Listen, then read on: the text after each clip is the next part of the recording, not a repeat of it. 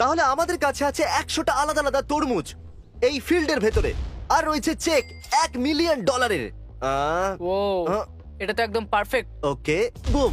এখন $1 million check আছে এই ছোট্ট তরমুজের ভিতরে, যে তোমাকে ঘিরে রয়েছে 100টা তরমুজ, আর এর মধ্যে একটা তরমুজের ভিতরে আছে $1 মিলিয়ন চেক।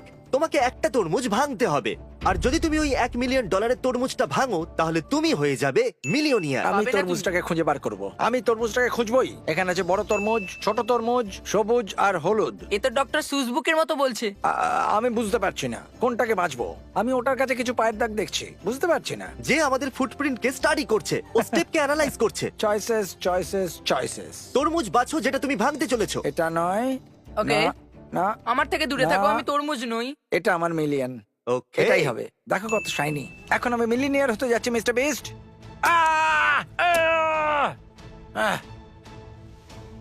$1000। আমি $1000 রাখছি এই Hey, তরমুজের বদলে। যদি তুমি রাইট সাইড থেকে দশম তরমুজটাকে ভাঙতে,